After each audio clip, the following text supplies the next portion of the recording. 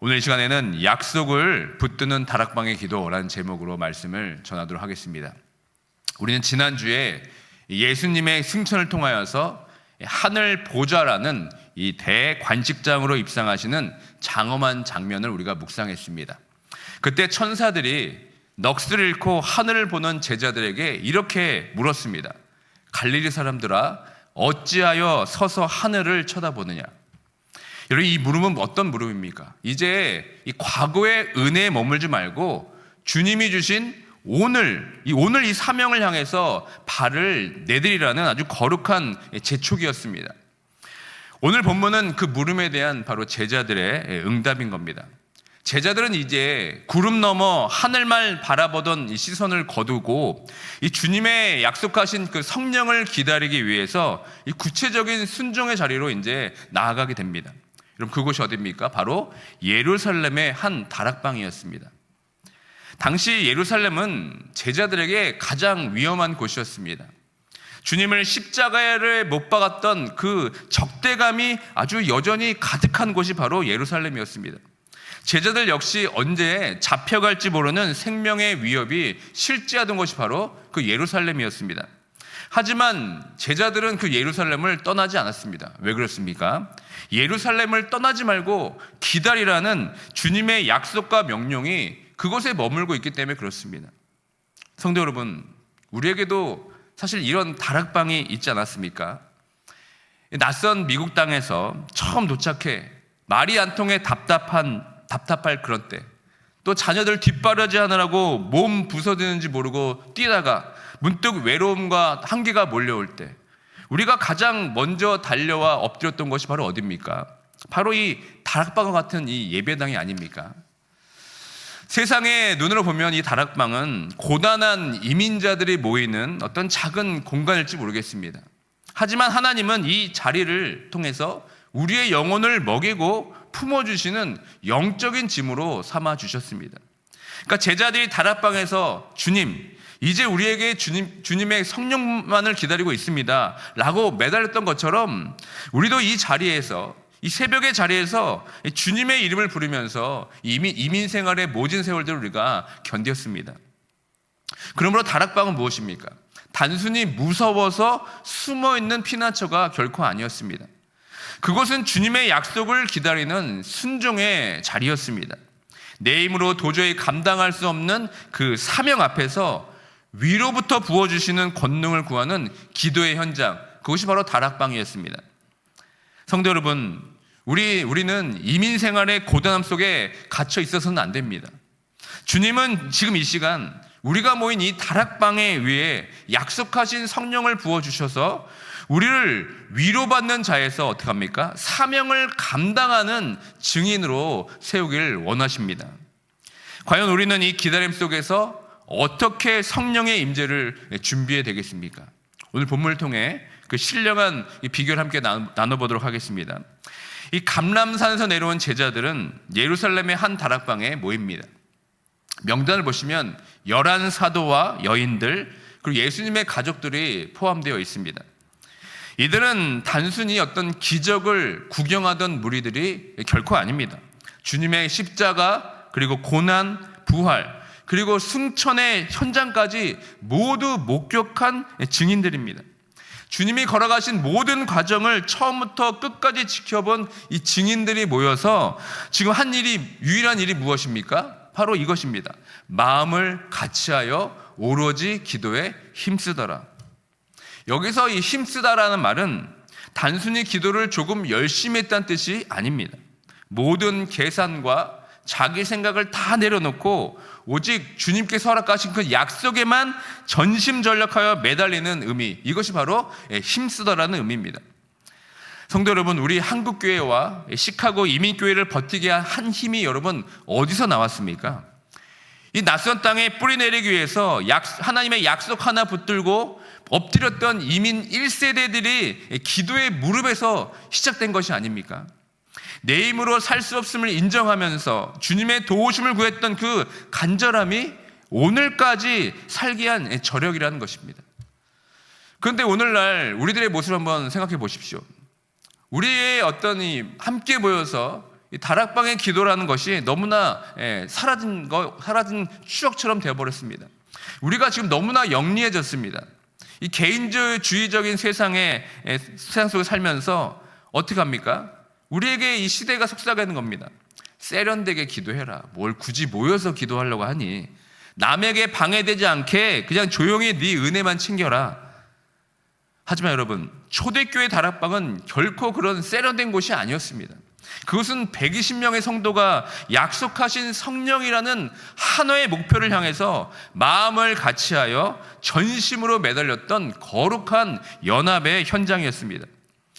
물론 우리가 하나님과 독대하는 골방의 기도는 너무나 귀합니다. 주님도 은밀한 중에 기도하라고 말씀하셨습니다. 하지만 이 사도행전의 역사는 함께 모여서 부르짖는 기도를 통해 시작이 되었다는 것입니다. 요즘 우리는 이 함께 부르짖는 이 기도의 동력을 잃어버리고 있지는 않습니까?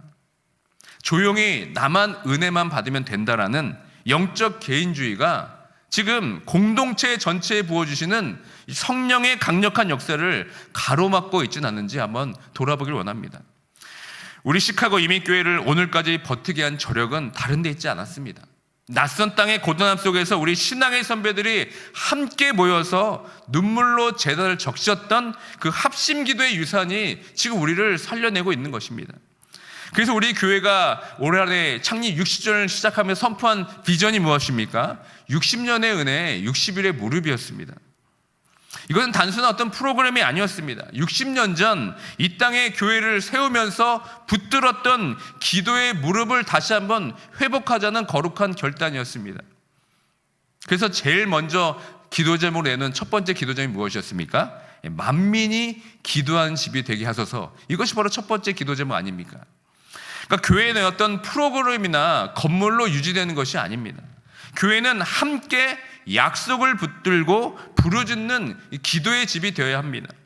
성령 강림은 하나님의 전적인 주권이지만 하나님은 반드시 기도로 준비된 백성들을 통로 삼아서 그 일을 행하십니다.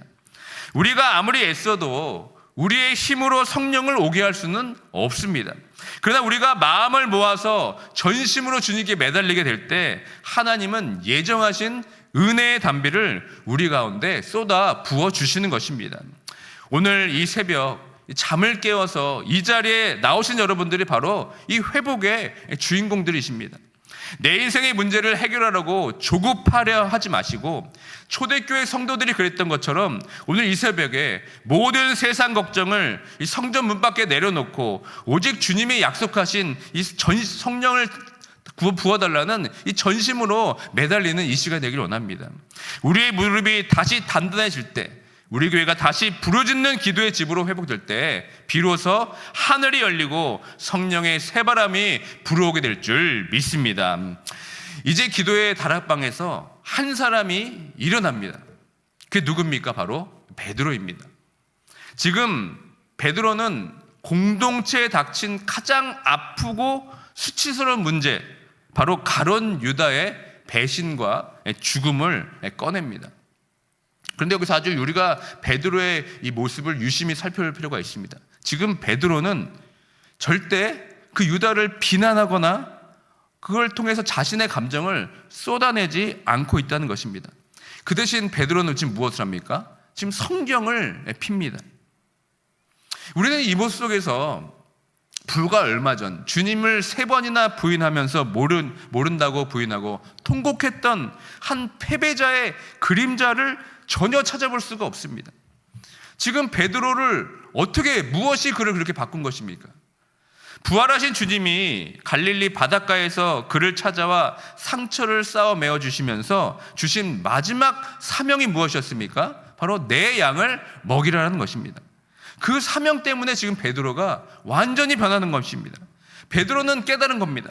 내 양을 먹인다는 것은 내 화려한 경험담이나 감정을 늘어놓는 것이 아니라 오직 하나님의 그 생명의 말씀을 먹이는 것, 이것이 내 양을 먹이라는 것을 베드로가 깨달은 것입니다. 그래서 오늘 본문에서 베드로가 입을 열었을 때 그는 자신의 어떤 실패를 변명하지 않았습니다.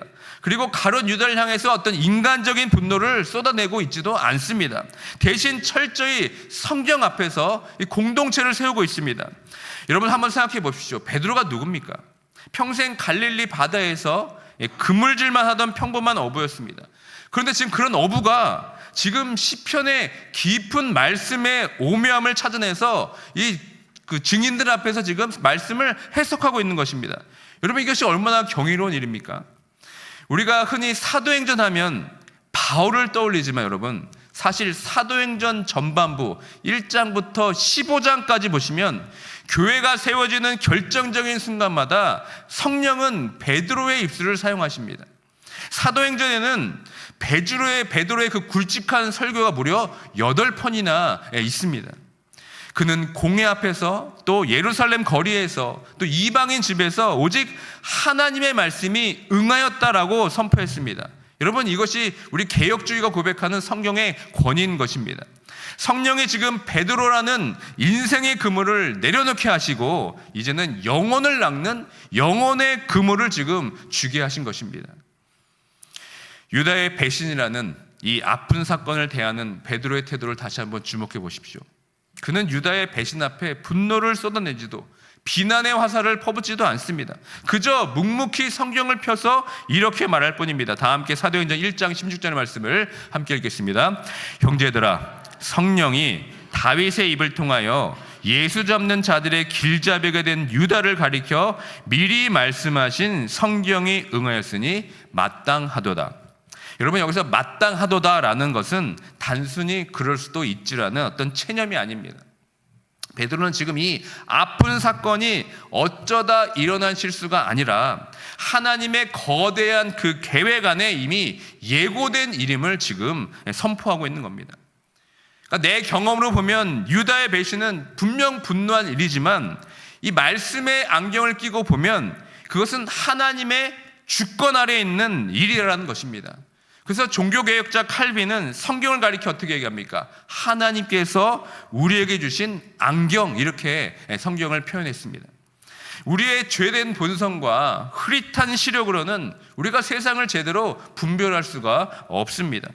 그러나 여러분 이 말씀의 안경, 이 성경이라는 안경을 쓰면 비로소 하나님의 뜻이 보이게 된다는 뜻입니다. 우리 이민 생활의 거친 풍랑도 여러분 이 말씀의 안경을 써야 제대로 볼 수가 있습니다. 그리하면 베드로처럼 이 모든 것이 하나님의 섭리 안에서 있으니 마땅하도다라는 순종의 고백이 터져 나오게 되는 겁니다. 내 경험으로는 인생을 판단하면 절망뿐입니다. 그러나 여러분 기록된 말씀 앞에 엎드려서 이 말씀의 안경을 보고 내 인생을 바라보게 된다면 비로소 내 인생 가운데 닥친 고난에 숨겨진 하나님의 선하신 뜻이 무엇인지 우리가 발견하게 된다는 뜻입니다. 오늘 이 새벽 여러분의 감정이 아니라 여러분 변치 않는 하나님의 말씀이 여러분의 인생을 해석하는 안경이 되길 주님의 이름으로 축원드립니다. 베드로는 이제 유다의 배신으로 깨어진 이 공동체의 질서를 회복하기 위해서 시편 69편 25절을 오늘 본문 20절 상반절에서 이렇게 인용합니다. 우리 함께 한번 읽도록 하겠습니다. 시편에 기록되었을 때 그의 거처를 황폐하게 하시며 거기에 거하는 자가 없게 하소서.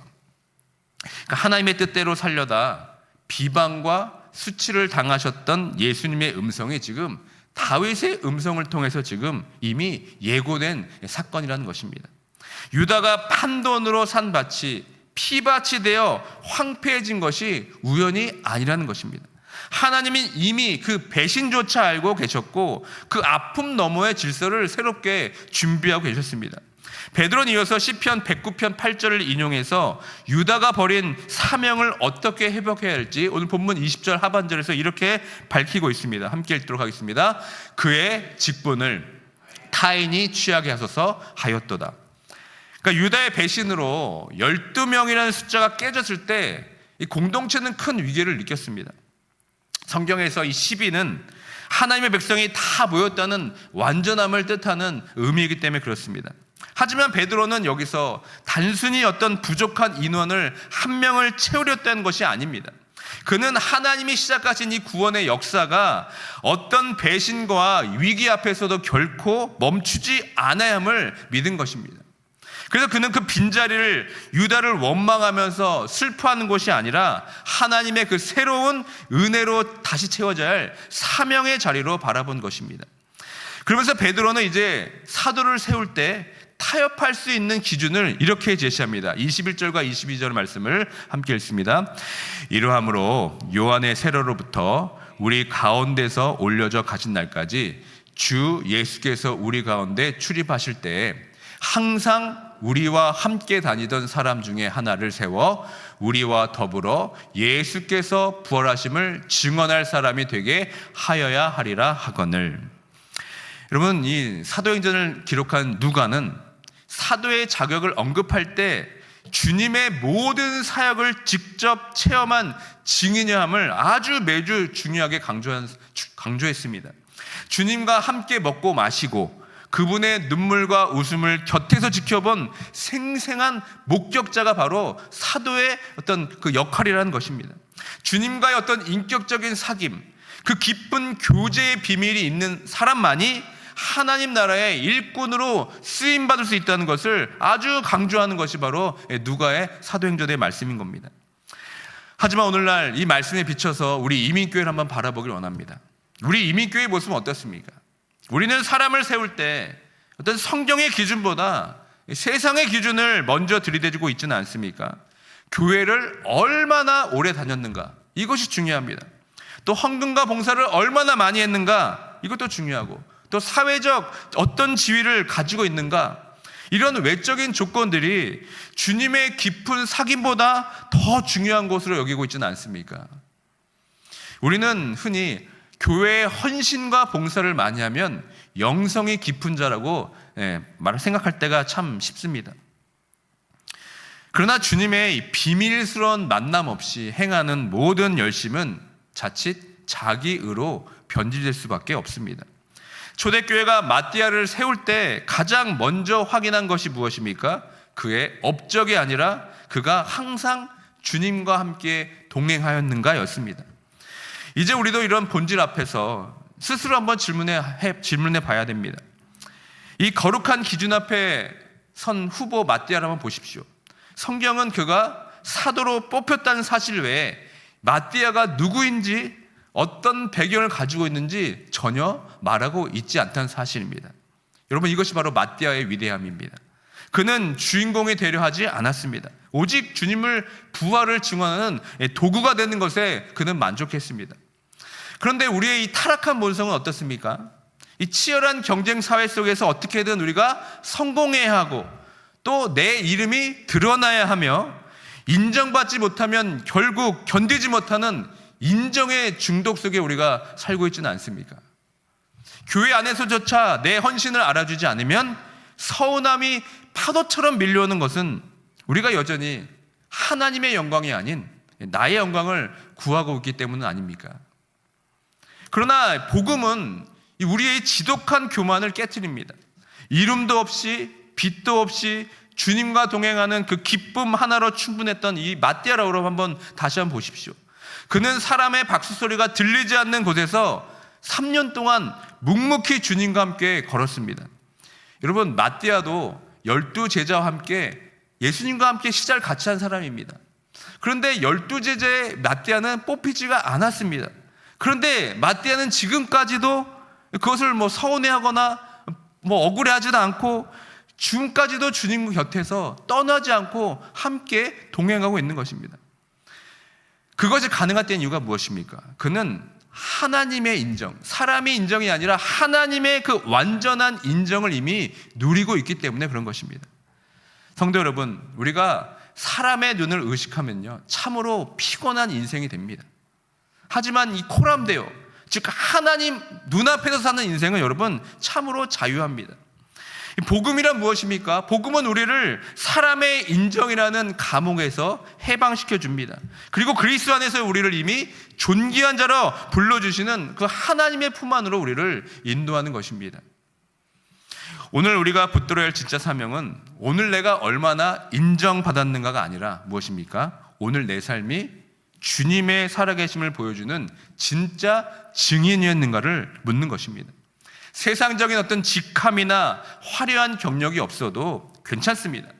고난 중에 주님이 어떻게 내게 찾아오셨는지 그 주님과 나누는 둘만의 어떤 비밀의 사귐만이 바로 여러분들의 진짜 실력이라는 것입니다. 우리 교회 빈자리는 묵묵히 주님과 동행해온 여러분들과 같은 이름 없는 증인들로 채워져야 합니다. 우리가 마띠아처럼 오직 주의 영광만을 위해 설 때 우리 교회는 정말 세상을 뒤흔드는 성령의 강력한 도구가 되는 것입니다. 오늘 하루 내가 바로 이 시대의 마띠아다라는 여러분 이 영적 자부심을 품고 오직 하나님께만 영광 올려드리는 모두가 되길 주님의 이름으로 축원드립니다. 이제 말씀을 맺습니다. 이제 우리는 다락방의 이 교회라는 다락방의 문을 열고 이제 다시 이민 생활의 거친 삶 속으로 우리가 나가게 될 것입니다. 오늘 우리 가슴에 남아야 할 것은 유창한 설교라는 어떤 베드로의 입술이 아닙니다. 내 양을 먹이라는 그 주님의 은혜에 압도되어서 자신의 경험이 아니라 하나님의 말씀으로 공동체를 세우는 베드로의 순종을 우리가 주목해야 됩니다. 또한 이름도 업적도 기록되지 않았지만 오직 주님과 동행하는 기쁨 하나로 3년을 묵묵히 버텨낸 증인 이 마떼의 발자취를 우리가 주목해 봐야 됩니다. 사랑하는 성도 여러분, 오늘 바로 우리들이 이 시대의 베드로가 되어야 되고 이 시대의 마띠아가 되어야 합니다. 이제 우리 한일제일장로라는 교회라는 이 다락방을 다시 한번 기도로 깨우길 원합니다. 개인주의의 벽을 허물고 다시 한번 마음을 같이하여서 부르짖으며 주님께 나아가기 원합니다. 과거의 실패에 묶여서 한숨 짓는 그런 인생이 아니라 또 인정받고 싶은 욕구에서 벗어나서 은밀한 중에 보시는 하나님 앞에 당당히 우리가 걸어나가길 원합니다. 하나님 나라는 여러분 화려한 주인공이 아니라 오늘 이 새벽 말씀 앞에 엎드리는 여러분의 이 보이지 않는 순종을 통해 세워지는 것입니다. 내 감정보다 여러분 말씀의 안경을 쓰시길 바랍니다. 내 이름보다 주님의 영광을 먼저 구하시길 바랍니다. 우리가 이렇게 다락방을 기도로 지켜내게 될 때 이 보이지 않는 그 왕의 통치가 여러분의 가정과 일터 위에 더 선명한 영광으로 나타나게 될 것입니다. 세상에 줄 수 없는 하늘의 권세를 입고 승천하신 그 왕의 통치를 여러분의 일상의 삶으로 증명해내는 강력한 증인의 하루가 되길 주님의 이름으로 축원드립니다. 아멘. 이 시간 말씀을 기억하며 다 함께 찬양하기 원합니다. 두 손 들고 찬양합니다. 다 함께 말씀을 기억하며 찬양하겠습니다.